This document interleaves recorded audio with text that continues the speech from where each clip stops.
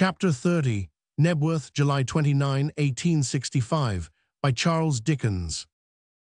On the above date, the members of the Guild of Literature and Art proceeded to the neighbourhood of Stevenage, near the magnificent seat of the President, Lord Lytton, to inspect 3 houses built in the Gothic style, on the ground given by him for the purpose.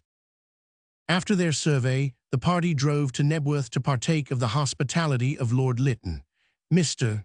Dickens, who was one of the guests, proposed the health of the host in the following words. Chapter 50. Ladies and gentlemen, it was said by a very sagacious person, whose authority I am sure my friend of many years will not impugn, seeing that he was named Augustus Tomlinson, the kind friend and philosopher of Paul Clifford.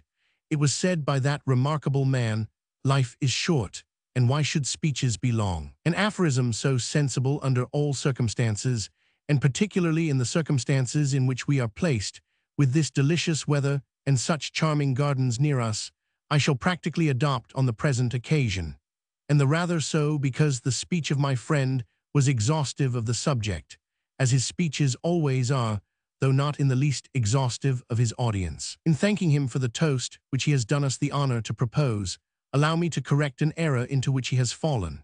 Allow me to state that these houses never could have been built but for his zealous and valuable cooperation, and also that the pleasant labor out of which they have arisen would have lost one of its greatest charms and strongest impulses, if it had lost his ever-ready sympathy with that class in which he has risen to the foremost rank, and of which he is the brightest ornament.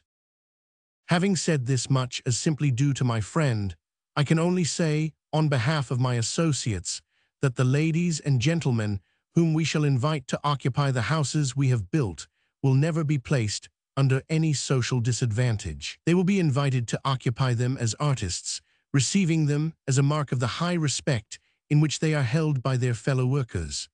As artists, I hope, they will often exercise their calling within those walls for the general advantage, and they will always claim, on equal terms, the hospitality of their generous neighbor. Now I am sure I shall be giving utterance to the feelings of my brothers and sisters in literature in proposing health, long life, and prosperity to our distinguished host.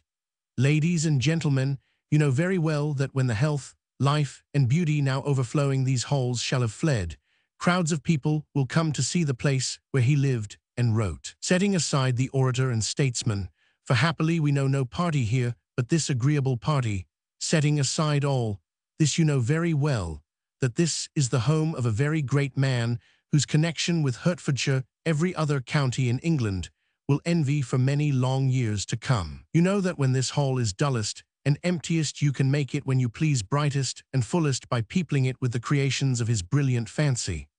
Let us all wish together that they may be many more, for the more they are the better it will be, and as he always excels himself, the better they will be.